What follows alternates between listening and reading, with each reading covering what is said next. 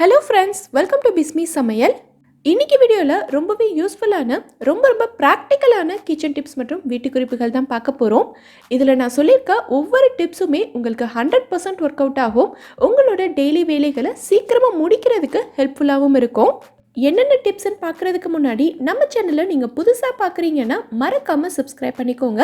இப்போ நம்ம first tip என்னங்கிறத பார்க்கலாம்.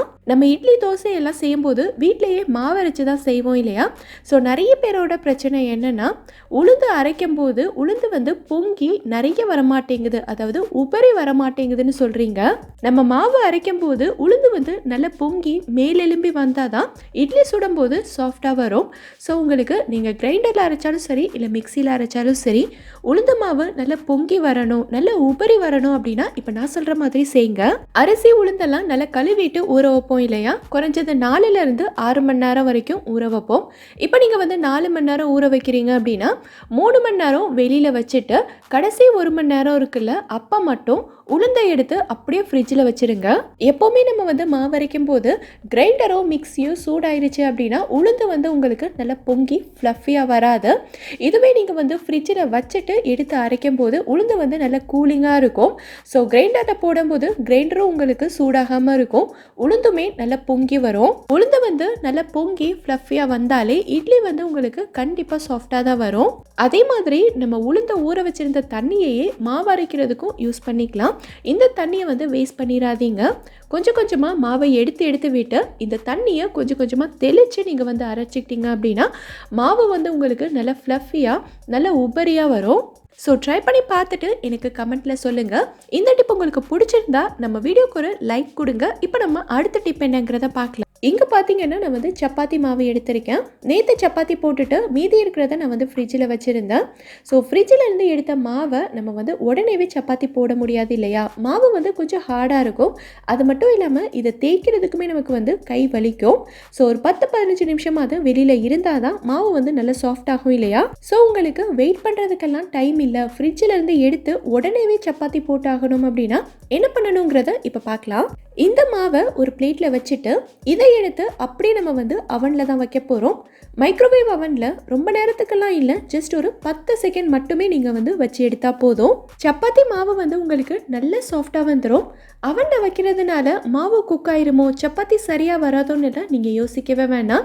இதில் இருக்கக்கூடிய சில்னஸ் மட்டும்தான் போயிருக்கும். இந்த மாவோட பக்குவம் மாறவே மாறாது. ஸோ சப்பாத்தி உங்களுக்கு எப்பயும் போல் அவ்வளோ சாஃப்டாக சூப்பராக வரும். இந்த மாவை பார்க்கும்போதே உங்களுக்கு தெரிஞ்சிருக்கும் எவ்வளோ சாஃப்டாக இருக்குன்னு. சப்போஸ் உங்கள் வீட்டில் அவன் இல்லைன்னா நீங்கள் எனக்கு கமெண்ட்டில் சொல்லுங்கள். அவன் இல்லாமலேயே இதை டக்குன்னு எப்படி சாஃப்ட் ஆக்குறதுன்னு அடுத்த வீடியோவில் நான் உங்களுக்கு சொல்கிறேன். இப்போ நம்ம அடுத்த டிப் என்னங்கிறத பார்க்கலாம். நம்ம எல்லார் வீட்லேயுமே பார்த்தீங்கன்னா இந்த மாதிரி கம்ஃபர்ட் இருக்கும். துணிகளை நல்ல வாசனையாக வச்சுக்கிறதுக்காகவும் ரெஃப்ரெஷிங்காக வச்சுக்கிறதுக்காகவும் நம்ம இந்த கம்ஃபர்ட்டை யூஸ் பண்ணுவோம். இந்த வீடியோவை நீங்கள் பார்த்தீங்கன்னா இனி கம்ஃபர்ட் துணிகளுக்காக மட்டும் இல்லை, வீட்டில் இருக்கக்கூடிய அத்தனை பொருட்களை க்ளீன் பண்ணுறதுக்காகவும் நம்ம வீட்டை நல்ல வாசனையாக கமன்னு வைக்கிறதுக்காகவும் இனி இந்த கம்ஃபர்ட்டை மட்டும்தான் நீங்கள் யூஸ் பண்ணுவீங்க. அவ்வளோ யூசஸ் இருக்குங்க இந்த கம்ஃபர்ட்டில். எந்தெந்த மாதிரியெல்லாம் நம்ம பயன்படுத்திக்கலாங்கிறத நம்ம இப்போ பார்க்கலாம். இங்கே பார்த்தீங்கன்னா நான் ஒரு ஸ்பாஞ்ச் எடுத்திருக்கேன். இது நம்ம நார்மலாக எப்போவுமே பாத்திரம் கழுவுறதுக்கு யூஸ் பண்ணுற ஸ்பாஞ்ச் தான். இதை வைக்கிற மாதிரி ஒரு சின்ன டப்பாவும் எடுத்திருக்கேன். இப்போது இந்த கம்ஃபர்ட்லேருந்து நம்ம கொஞ்சமாக எடுத்துக்கலாம். நான் இன்றைக்கி பிங்க் கலர் தான் எடுத்திருக்கேன். பிங்க் கலர் தான் எடுக்கணுங்கிற அவசியம் கிடையாது. உங்கள் வீட்டில் எந்த கலர் இருக்கோ, அதாவது ப்ளூ, க்ரீன், பிளாக் இல்லை பிங்க், எந்த கம்ஃபர்ட் இருக்கோ எது வேணாலும் நீங்கள் எடுத்துக்கலாம். இந்த கம்ஃபர்ட்டை இந்த ஸ்பாஞ்ச் ஃபுல்லாக இப்போ நல்லா ஊற்றி விட்டுறலாம். இந்த ஸ்பாஞ்ச் கம்ஃபர்ட்டை ஃபுல்லாக நல்லா உறிஞ்சி இழுத்துக்கும். இப்போது இந்த ஸ்பாஞ்சை இந்த மாதிரி ஒரு சின்ன டப்பாவில் வச்சுட்டு இந்த டப்பாவை எடுத்துகிட்டு போய் நம்ம பாத்ரூமில் வச்சிடலாம். ஸோ நம்ம பாத்ரூமில் இருந்து எந்த ஒரு ஸ்மெல்லும் வராது. நம்ம பாத்ரூம் எப்போவுமே நல்ல வாசனையாகவும் ரெஃப்ரெஷிங்காகவும் இருக்கும். பாத்ரூமுக்கு நம்ம தனியாக பாத்ரூம் ஃப்ரெஷ்னர் எல்லாம் வாங்கணுங்கிற அவசியம் கிடையாது. இது ஒரு 3-4 நாளைக்கு நல்ல வாசனையாகவே இருக்கும். எப்போல்லாம் நீங்கள் வாசனை குறையுதுன்னு ஃபீல் பண்ணுறீங்களோ அப்போ இந்த மாதிரி கம்ஃபர்ட்டை கொஞ்சமாக இந்த ஸ்பாஞ்ச் மேலே ஸ்ப்ரே பண்ணி விட்டுட்டிங்கன்னா நம்ம பாத்ரூம் எப்போவுமே நல்ல ரெஃப்ரெஷிங்காகவே இருக்கும். அடுத்தது பார்த்திங்கன்னா நான் இந்த மாதிரி ஒரு ஸ்ப்ரே பாட்டில் எடுத்திருக்கேன். இதை நம்ம தனியாக கடையில் போய் காசு கொடுத்து வாங்கணுங்கிற அவசியம்லாம் இல்லை. நம்ம ஏற்கனவே கிச்சன் க்ளீன் பண்ணுறதுக்குன்னு ஏதாவது ஒரு க்ளீனர் வாங்கியிருப்போம். ஸோ அதோட காலி பாட்டில் தான் இது. இதில் நம்ம கொஞ்சமாக கம்ஃபர்ட் ஊற்றிக்கலாம். கூடவே நான் வந்து 1 கிளாஸ் அளவுக்கு தண்ணியும் சேர்த்துருக்கேன். இப்போ இதை இந்த மாதிரி நல்லா குலுக்கி விட்டுட்டோன்னா இது வந்து நமக்கு ஒரு ஸ்ப்ரே மாதிரி ஆயிரும். இந்த ஸ்ப்ரேயை நம்ம எல்லா இடங்கள்லையுமே ஆல் இன் ஒன் ஃப்ரெஷ்னரை யூஸ் பண்ணிக்கலாம். இப்போ பார்த்தீங்கன்னா கிச்சன் மேடை, அடுப்பு, கிச்சன் கபோர்ட்ஸ் எல்லாமே இந்த ஸ்ப்ரேயை வச்சு நம்ம க்ளீன் பண்ணிக்கலாம். நம்ம கிச்சனில் எல்லா வேலையும் முடித்ததுக்கப்புறமா இந்த ஸ்ப்ரேயை எல்லா இடங்கள்லையும் நல்லா ஸ்ப்ரே பண்ணிவிட்டு ஒரு துணி வச்சு தொடச்சி விட்டுட்டிங்கன்னா நம்ம கிச்சனே நல்ல வாசனையாக இருக்கும். நைட்டு தூங்க போகும்போது கிச்சனை இந்த ஸ்ப்ரே வச்சு நம்ம தொடச்சி விட்டுட்டோம்னா எறும்பு, கருப்பாம்பூச்சி எதுவுமே வராது. கிச்சன் வந்து நல்லா க்ளீனாக இருக்கும். காலையில் நம்ம எந்திரிச்சு வந்து வேலை செய்கிறதுக்கும் ரொம்ப ரெஃப்ரெஷிங்காக இருக்கும். அடுத்தது பார்த்திங்கன்னா கிச்சன் டவல். இந்த கிச்சன் டவலை நம்ம என்ன தான் துவைச்சி காய வச்சாலும் இதில் வந்து ஒரு மாதிரி ஸ்மெல் வந்துக்கிட்டே தான் இருக்கும். ஸோ இந்த கிச்சன் டவலை மடித்து வைக்கும்போது இந்த ஸ்ப்ரேயை எல்லா பக்கத்துலேயும் நல்லா ஸ்ப்ரே பண்ணி விட்டுட்டு நம்ம மடித்து வச்சோன்னா கிச்சன் டவல் எப்போவுமே நல்ல வாசனையாக இருக்கும். மடித்து வைக்கிற கிச்சன் டவலில் மட்டும் இல்லை, நம்ம யூஸ் பண்ணிகிட்ருக்க கிச்சன் டவல்லையுமே இதை லைட்டாக ஸ்ப்ரே பண்ணி விட்டுக்கிட்டோன்னா நல்ல வாசனையாக இருக்கும். இந்த ஸ்ப்ரேயை நம்ம ஃப்ரிட்ஜ் க்ளீனராகவும் யூஸ் பண்ணிக்கலாம். ஃப்ரிட்ஜுக்கு உள்ளே க்ளீன் பண்ணுறதுக்கு இதை யூஸ் பண்ணக்கூடாது. ஃப்ரிட்ஜுக்கு வெளியில், ஃப்ரிட்ஜோட டோர்லலாம் வந்து இதை லைட்டாக ஸ்ப்ரே பண்ணி விட்டுட்டு நல்லா தொடச்சி விட்டுட்டிங்கன்னா ஃப்ரிட்ஜ் எப்போவுமே நல்ல க்ளீனாகவும் வாசனையாகவும் இருக்கும். ஃப்ரிட்ஜோட கைப்பிடியிலையும் இந்த மாதிரி நல்லா தொடச்சி விட்டுருங்க. ஃப்ரிட்ஜில் எப்போவுமே இந்த மாதிரி ஒரு க்ளீனான டவல் தொங்க விட்டுக்கோங்க. ஸோ ஈரக்கையெல்லாம் வச்சு நம்ம ஃப்ரிட்ஜை திறக்க வேண்டியதில்லை. இந்த டவல்லையுமே நம்ம லைட்டாக இந்த ஸ்ப்ரேயை ஸ்ப்ரே பண்ணி விட்டுக்கலாம். நம்ம வீட்டு சோஃபாலையும் இதையே நம்ம வந்து ஸ்ப்ரே பண்ணி விட்டுக்கலாம். நம்ம வீட்டுக்கு கெஸ்ட் யாராவது வராங்கன்னா இந்த மாதிரி சோஃபாவில், டேபிள்லாம் இந்த மாதிரி ஸ்ப்ரே பண்ணி விட்டுட்டோன்னா நம்ம வீடே நல்ல வாசனையாக இருக்கும். வரவங்களுக்கும் ரொம்பவே ரெஃப்ரெஷிங்காக இருக்கும். இந்த மாதிரி சோஃபாவோட சைட்லலாம் ஸ்ப்ரே பண்ணி விட்டுருங்க. இதுக்காக நம்ம தனியாக ரூம் ஃப்ரெஷ்னர் எல்லாம் வாங்க வேண்டியதில்லை. இதுவே நமக்கு போதும், அவ்வளோ வாசனையாக இருக்கும். சோஃபாவில் மட்டும் இல்லை, இந்த மாதிரி நம்ம ஜன்னலில், ரூம்ல எல்லாம் கர்டைன்ஸ் போட்டிருப்போம். இதுலேயும் நம்ம ஃபுல்லாக ஸ்ப்ரே பண்ணி விட்டுக்கலாம். கர்டைன்ஸ் எல்லாம் பார்த்திங்கன்னா நம்ம அடிக்கடி துவைக்க மாட்டோம், எப்பயாவது தான் இதை வந்து கலட்டி துவைப்போம். ஸோ இது வந்து நம்ம கம்ஃபர்ட் போட்டு துவைச்சி காய வச்சாலுமே வெயிலில் காய வைக்கிறதுனால நமக்கு அந்தளவுக்கு ஸ்மெல் நிற்காது, டக்குன்னு போயிடும். ஸோ இந்த மாதிரி நம்ம கம்ஃபர்ட்டை அப்பப்போ ஸ்ப்ரே பண்ணி விட்டுக்கிட்டோன்னா இது வந்து எப்போவுமே நல்ல வாசனையாகவே இருக்கும். சோஃபாவில், கர்டைன்ஸ்லன்னு மட்டும் இல்லை, வீடு ஃபுல்லாகவே இதை ஒரு ரூம் ஸ்ப்ரே மாதிரி நம்ம யூஸ் பண்ணிக்கலாம். ஒரு பர்ஃப்யூம் யூஸ் பண்ணால் எந்தளவுக்கு ஸ்மெல் இருக்குமோ அதே மாதிரி ஸ்மெல் வந்து இதுலேயும் கண்டிப்பாக இருக்கும். இதை வந்து நம்ம ட்ரெஸ் அயர்ன் பண்ணுறதுக்கு ஒரு ஸ்ப்ரேயாகவும் யூஸ் பண்ணிக்கலாம். ரொம்ப சுருக்கமாக இருக்கிற ட்ரெஸ் எல்லாம் பார்த்திங்கன்னா நம்ம தண்ணி ஸ்ப்ரே பண்ணிட்டு தான் அயர்ன் பண்ணுவோம். ஸோ அந்த தண்ணிக்கு பதிலாக இந்த ஸ்ப்ரேயை நம்ம யூஸ் பண்ணிக்கலாம். நம்ம என்ன தான் கம்ஃபர்ட் போட்டு துவைச்சி காய வச்சாலும் வெயிலில் காய வச்சு எடுக்கும்போது பார்த்திங்கன்னா அதோட ஸ்மெல் கொஞ்சம் கூட இருக்காது. ஸோ அதுக்கு பதிலாக நம்ம இந்த மாதிரி கம்ஃபர்ட்டை ஸ்ப்ரே பண்ணிவிட்டு அயர்ன் பண்ணோன்னா இந்த ட்ரெஸ் வந்து போடும்போதே அவ்வளோ வாசனையாக இருக்கும். நமக்கும் ரொம்பவே ரெஃப்ரெஷிங்காகவும் இருக்கும். இந்த வாசனை ரொம்ப நேரத்துக்கும் இருக்கும். நீங்களும் ட்ரை பண்ணி பாருங்கள். ஒரு பேனை லைட்டாக சூடு பண்ணியிருக்கேன். இதில் 1 டேபிள் ஸ்பூன் அளவுக்கு மிளகு சேர்த்துக்கிறேன். இது கூட 1/2 டீஸ்பூன் அளவுக்கு சீரகம், 1/2 டீஸ்பூன் அளவுக்கு சோம்பு சேர்த்துக்கிறேன். ஸ்டவ்வை நல்லா குறைச்சி வச்சு இதை ஒரு 2 நிமிஷத்துக்கு வறுத்துக்கலாம். ஸ்டவ்வை நல்லா குறைச்சி வச்சு வறுத்துக்கோங்க, ஏன்னா இது ரொம்ப கரிஞ்சிடக்கூடாது, அப்புறம் இதோட டேஸ்ட் வந்து நல்லா இருக்காது. இந்த அளவுக்கு வறுத்ததுக்கப்புறமா ஸ்டவ் ஆஃப் பண்ணிக்கலாம். ஆறுனதுக்கப்புறமா இதை ஒரு மிக்ஸி ஜாரில் மாற்றிக்கலாம். இப்போது இதை நல்ல பவுடராக அரைச்சி எடுத்துக்கோங்க. பாருங்கள், இந்த அளவுக்கு இருக்க மாதிரி அரைச்சிக்கோங்க.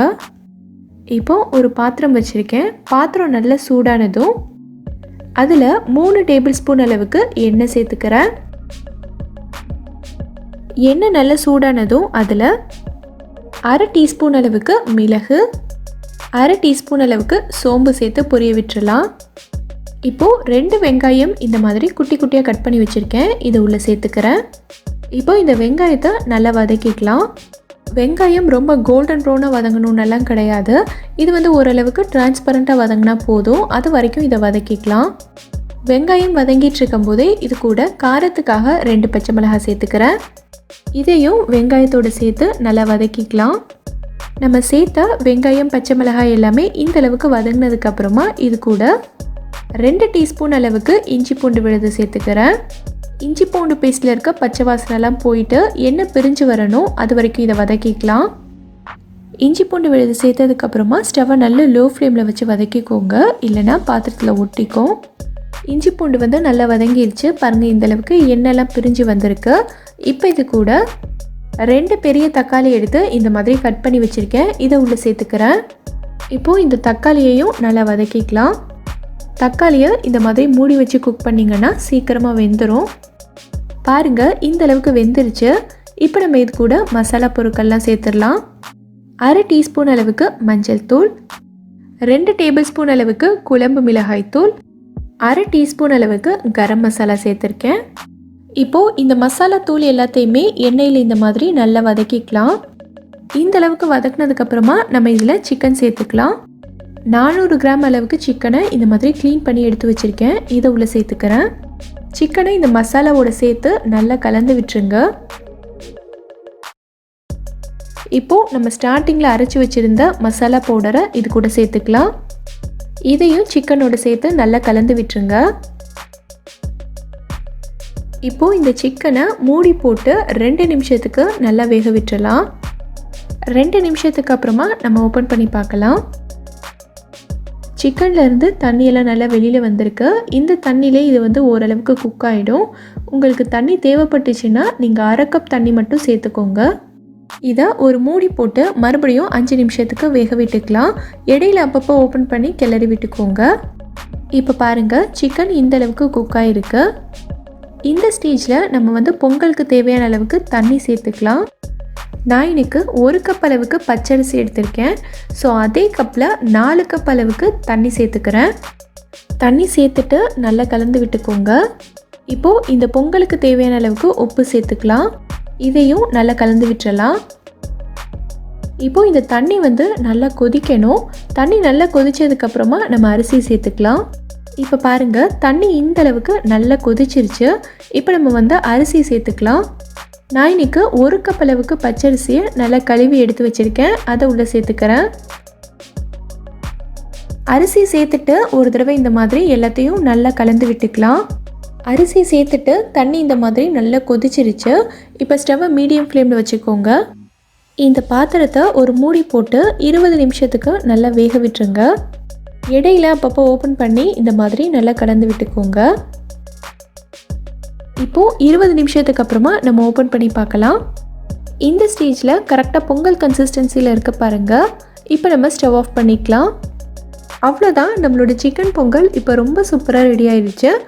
இந்த ரெசிபியை நீங்களும் ட்ரை பண்ணி பாருங்கள். ட்ரை பண்ணிவிட்டு எப்படி இருந்ததுங்கிறத கீழே இருக்கக்கூடிய கமெண்ட் பாக்ஸில் எனக்கு சொல்லுங்கள். நம்ம எல்லார் வீட்லேயும் பார்த்தீங்கன்னா டஸ்ட்பினில் இந்த மாதிரி அடியில் ஒரு பேப்பர் வச்சுட்டு அது மேலே ஒரு கவர் போட்டு தான் குப்பை போடுவோம். ஸோ இந்த பேப்பர்லேயும் நம்ம கொஞ்சமாக கம்ஃபர்ட்டை ஸ்ப்ரே பண்ணி விட்டுக்கலாம். இது மேலே கவர் போட்டு நம்ம குப்பை போடும்போது பார்த்திங்கன்னா டஸ்ட்பின்லேருந்து நமக்கு அவ்வளோவா பேட் ஸ்மெல் எதுவுமே வராது.